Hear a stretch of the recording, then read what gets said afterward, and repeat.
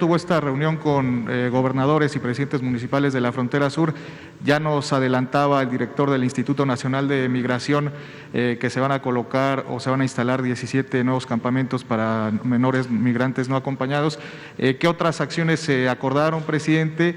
Si va a haber un incremento también de las fuerzas federales en la frontera sur, y si hay el dato de hasta en este año ¿cuántos traficantes de migrantes se han detenido, presidente? Bueno, nos reunimos con los gobernadores de Chiapas, de Tabasco, el secretario de Gobierno de Campeche, porque está enfermo el gobernador de ese estado. Participaron también presidentes municipales de la franja fronteriza de Campeche, Tabasco y Chiapas. Les agradecemos mucho a las autoridades municipales de los estados el apoyo, la colaboración. Se llegó al acuerdo de establecer un plan de llevar a la práctica un plan, reforzar lo que ya venimos haciendo, pero ahora dar más atención a la protección de los niños, porque eso es lo más preocupante. Yo he sostenido aquí y en todos lados de que tenemos que darle seguridad al migrante, cuidarlo, y que parte de la seguridad es ordenar el flujo migratorio para que no entren al territorio nacional sin ninguna protección, atraviesen todo el territorio, lleguen al norte donde desgraciadamente hay muchos riesgos de violencia y se les afecte, que se les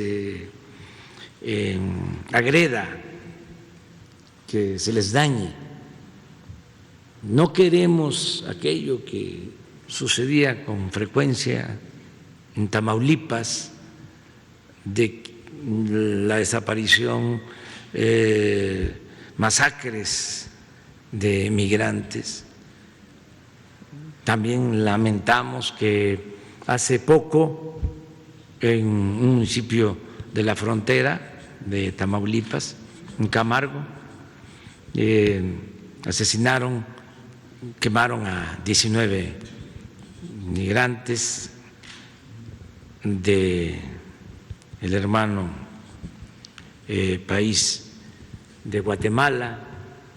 Y si esto no lo queremos para los adultos, menos para los niños, no lo queremos para nadie. Entonces, hemos tomado la decisión de reforzar las acciones en la frontera sur. Es mejor prevenir en la frontera sur, darle atención a los niños. Tienes razón en preguntar sobre el castigo a polleros, a traficantes de personas. Vamos a actuar también en ese sentido, porque es un tráfico ilegal, pero además lucrativo. Cobran mucho por pasar a personas y ahora utilizan a niños. Es lo más inhumano, cruel que puede haber.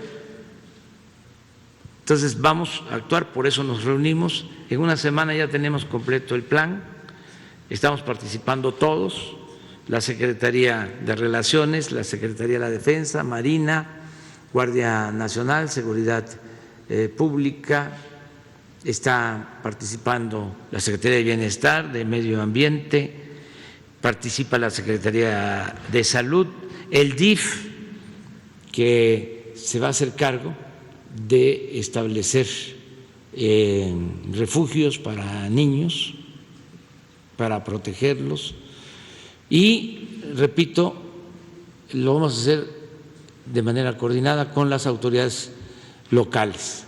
¿Aumentará el despliegue de personal del Gobierno de México, presidente, Sí, a la frontera sur? sí. Ahorita comentaba el canciller que eran 12,000 más o menos.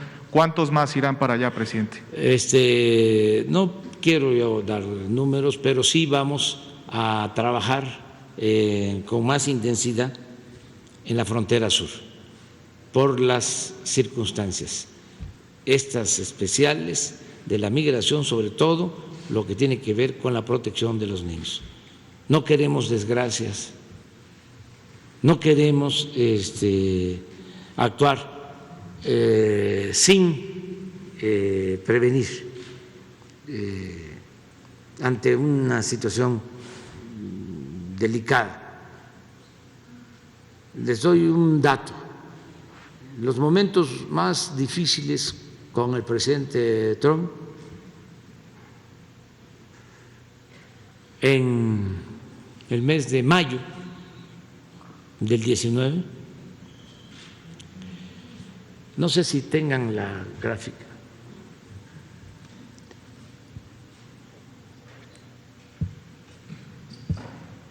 fue una deportación de alrededor de 70, de 80,000 personas. Pero en marzo pasado aumentó al doble.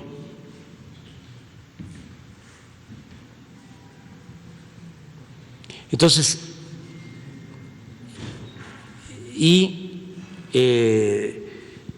ahora por cada 3, 4 adultos, un menor. Entonces tenemos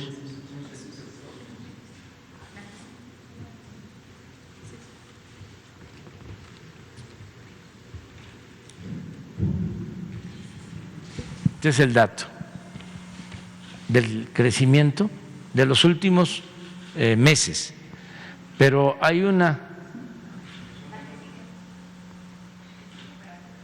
para mostrar la tendencia.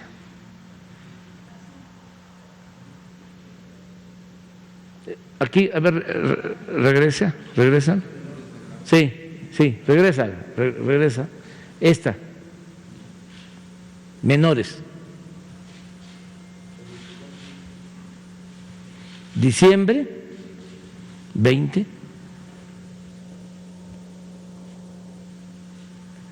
$4,993, 18,800 en marzo.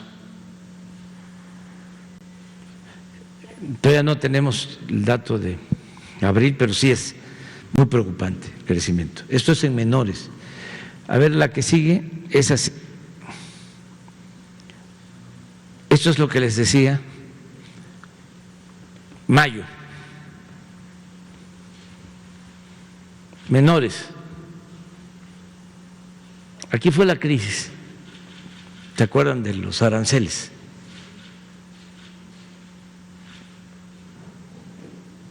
Pero miren, marzo. Entonces, estamos actuando, hay muy buena relación con el gobierno de Estados Unidos, se está buscando ayudar en todo. Mañana en la cumbre, aunque tiene que ver con el cambio climático, está relacionado porque se puede reforestar Centroamérica, sembrar árboles, millones de árboles, estamos pensando 3,000 millones de árboles para dar empleo a 1,200,000 campesinos centroamericanos y atender esto al mismo tiempo. Sobre este tema vamos a hablar mañana. Claro, no es migración, pero sí hay una relación, porque la gente, independientemente de los polleros, los traficantes, Y además la búsqueda de mejores condiciones de vida, de mejores condiciones de vida, de trabajo, salir adelante, que el migrante eso es lo que busca, es un ser excepcional que va a trabajar y a salir adelante. Pues hay una situación de mucho abandono en Centroamérica. Entonces la gente no emigra solo por gusto, lo hace por necesidad. Entonces hay que atender las causas, porque no es contener, hay que atender las necesidades de la gente en sus comunidades de origen. Y en eso estamos trabajando. Y hay condiciones, porque el presidente Biden está consciente de que es necesario apoyar a Centroamérica, está solicitando al Congreso que se aprueben 4,000 millones de dólares para planes de desarrollo, de bienestar. Ojalá y no se demoren, no se tarden, que empujen al elefante para que camine y se logre una solución.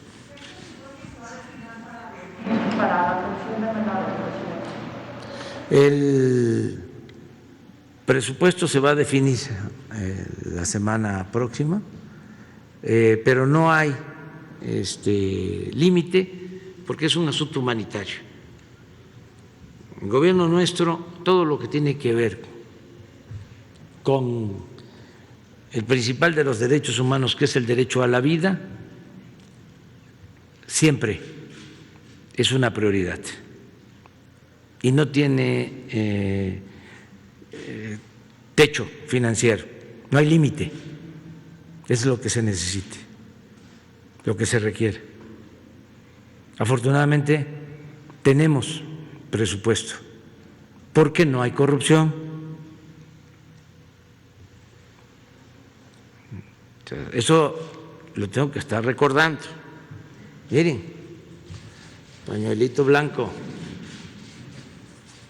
no les gusta a los conservadores,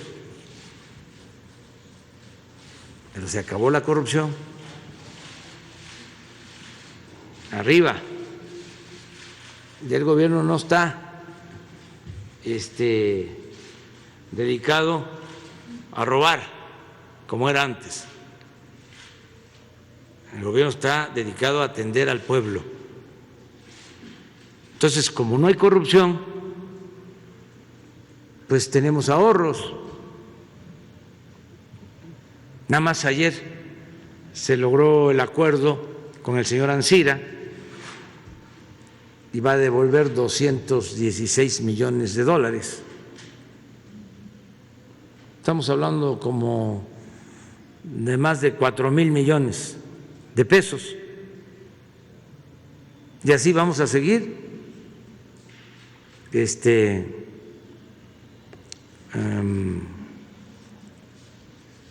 recogiendo dinero, recuperando dinero. Entonces sí tenemos presupuesto y no necesitamos endeudar al país ni decretar gasolinazos, ni aumentar impuestos. Sí funciona la fórmula, que es sencilla: desterrar la corrupción y acabar con los lujos en el gobierno. Eso no lo enseñan en el posgrado de las escuelas de gran fama, pero ahí está la clave. Un buen gobierno depende de eso, acabar con la corrupción. Es que se dedicaban a robar. Es increíble. En todo. Revisa uno la Secretaría de Salud. Bueno, se robaban el dinero de las medicinas. En educación, lo mismo. Inventaban programas, que los pizarrones electrónicos, que los sistemas de cómputo, que los bebederos para las escuelas. Pura robadera. Esto de los reclusorios. Imagínense entregar contratos a particulares, privatizar los reclusorios y pagar anualmente 16,000 millones de pesos por reclusorios que no tenían presos,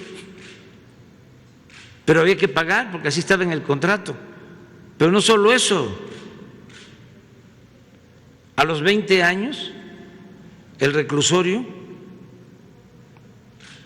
cuando se terminaba el contrato, seguía siendo de la empresa constructora, no del gobierno. ¿Cómo le llaman a eso?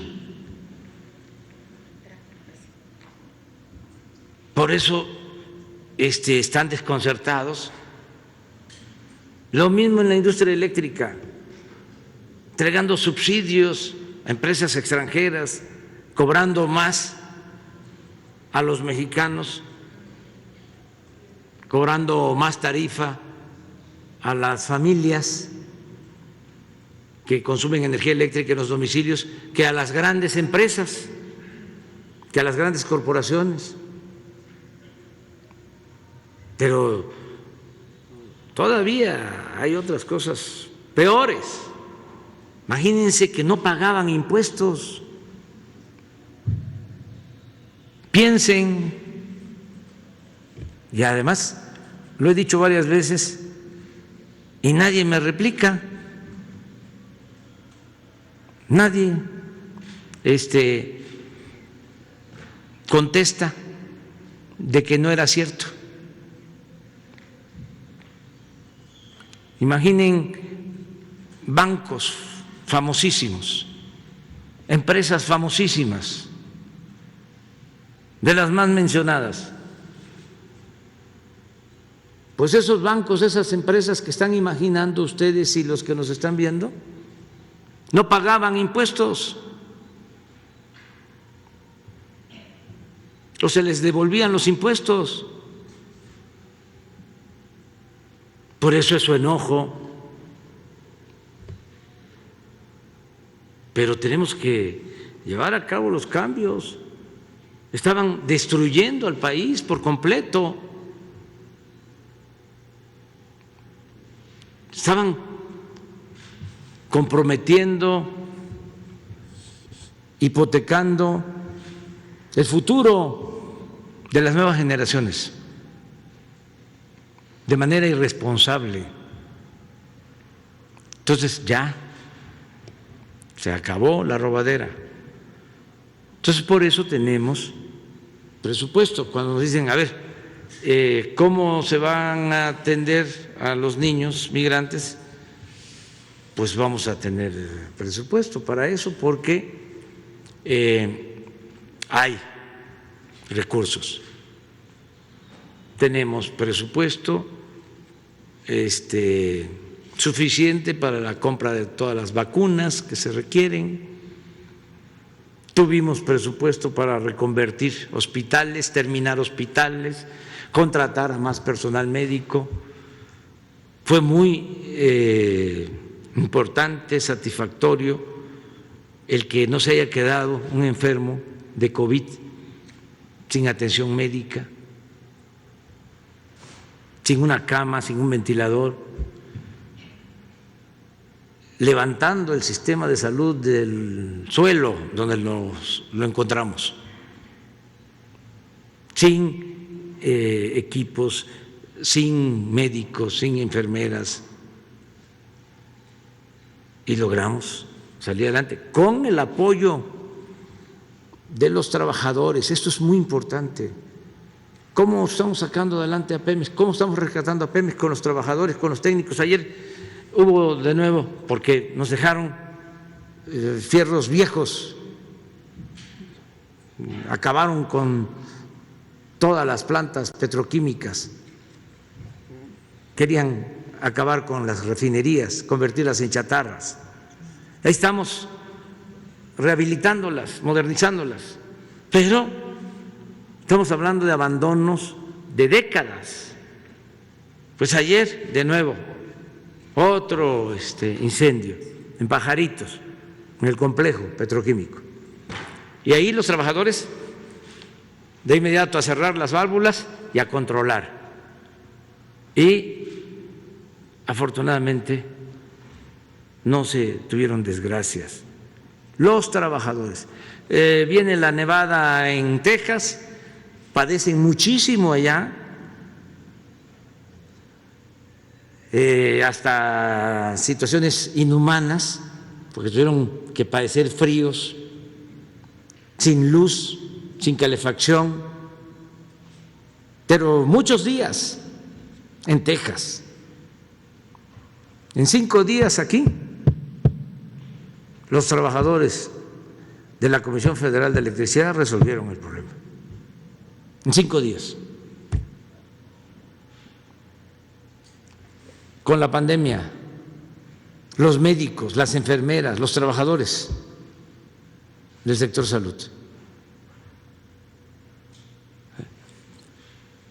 Imagínense cómo no voy a estar orgulloso de los trabajadores del sector salud si ante la embestida de los conservadores que querían que se rebelaran, porque al principio pues no teníamos cubrebocas ni guantes, todo esto se fue resolviendo, empezamos a traer equipos. No se me va a olvidar el apoyo del gobierno de China en esos momentos, porque era equipo para personal médico que nos urgía y los ventiladores. También en eso ayudó el presidente Trump, en mandarnos ventiladores para atender enfermos graves. Pero imagínense que hubiese habido una huelga, un paro de enfermeras, de médicos.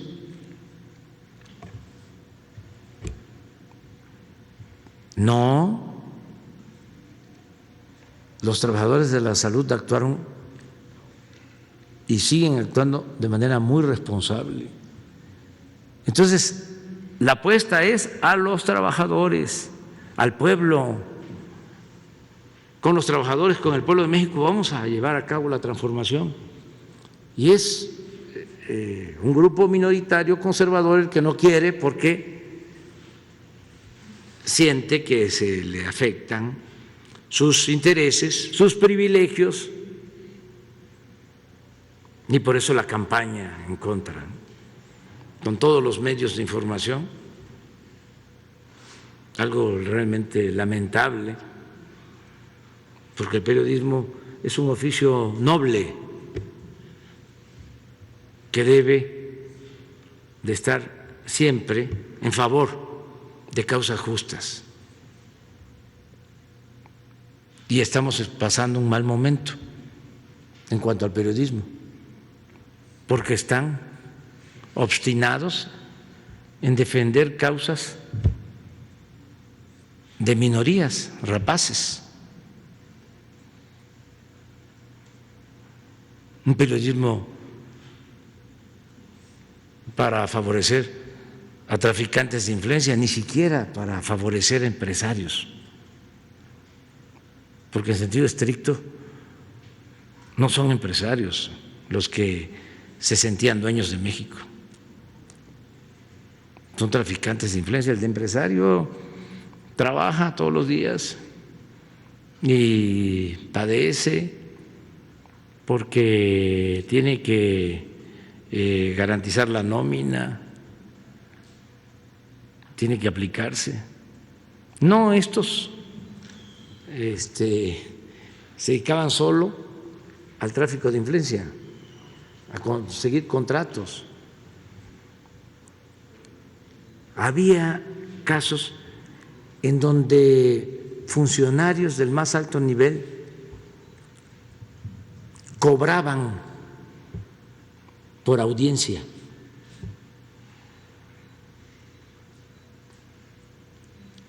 Alguien andaba queriendo hacer un negocio o hacía una empresa, porque también creaban empresas, surgían empresas, nacían empresas como hongos después de la lluvia. Todos eran empresarios para vender desde un tornillo hasta un helicóptero. Entonces, ¿quieres una audiencia con los que dan los contratos? Te cuesta $1,000,000. Y no les estoy hablando al tanteo, Era una degeneración. Entonces, eso es lo que están defendiendo. Y lo mismo de la defensa de los medios al servicio de estas minorías rapaces es el caso de los jueces y magistrados y ministros, con honrosas excepciones, no vamos a generalizar. Este juez que otorga así, rápido,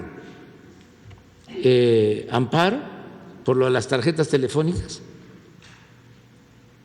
a las empresas, es el mismo juez que ampara a las empresas eléctricas.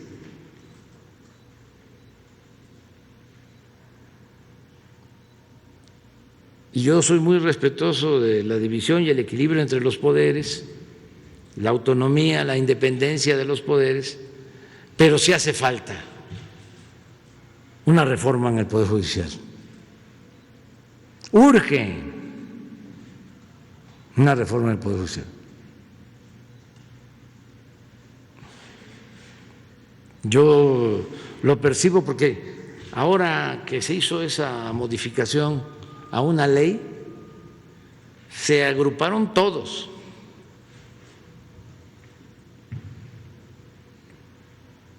Los defensores del statu quo, los que no quieren la transformación.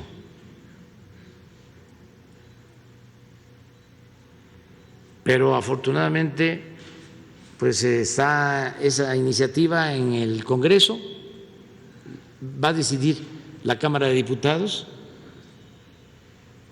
hay que esperar lo que resuelvan los diputados. Suceda lo que suceda, nosotros tenemos la obligación de dar a conocer nuestras posturas. Y repito, si se amplía el periodo, que no es reelección del presidente de la Corte, que a la vez es presidente del Consejo de la Judicatura, que es el órgano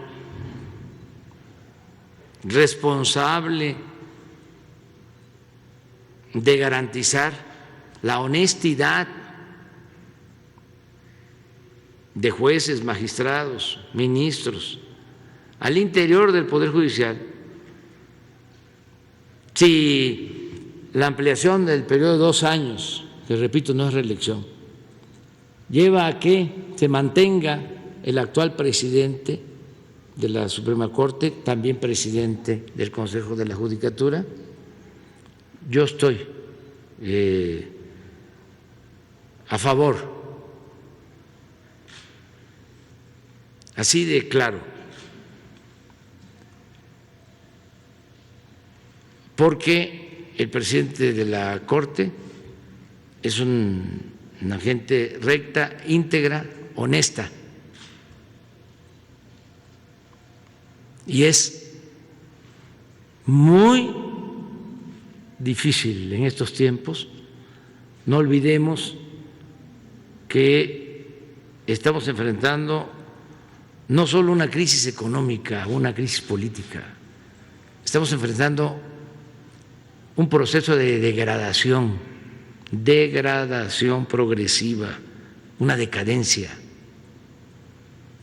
Entonces, el presidente de la Corte, Saldívar, es hombre recto. Ya se aprobaron una serie de leyes. Ahora, por ejemplo, en esas leyes, que es algo importantísimo, ojalá y se informe más, se van a tener defensores de oficio del Poder Judicial para defender al pueblo, abogados que defiendan al débil, que defiendan al pobre.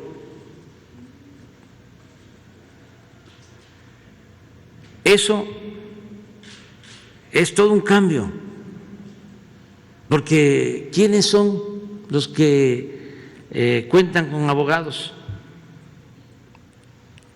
¿Quiénes tienen para pagar abogados? Despachos famosísimos que cobran por hora.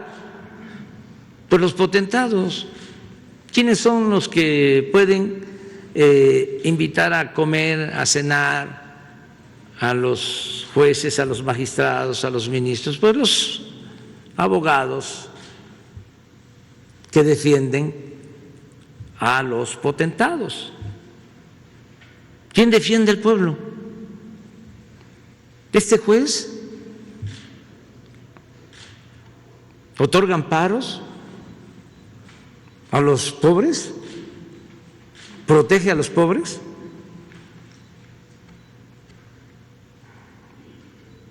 Entonces, ¿la justicia es nada más proteger a los potentados? Entonces, yo sí estoy de acuerdo con la reforma al Poder Judicial, pero también voy a respetar la decisión que tome la Cámara de Diputados.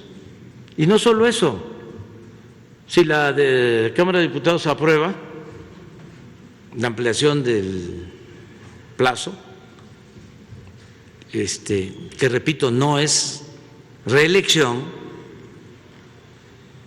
se aprueban y hay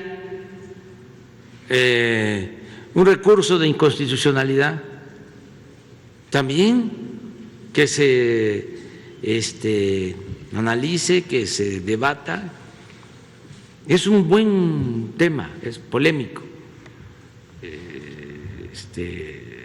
Es importante el diálogo. Estas cosas antes no se hablaban. Tenemos el caso de las tarjetas telefónicas. Ayer se concede el amparo a una telefónica y antier los secuestrados de Jalisco. Como estamos todas las mañanas revisando lo que sucede en el país, de 6 a 7 de la mañana, nos llama la atención, a ver, ¿por qué no pones de nuevo la imagen? Esto fue antier, en la mañana.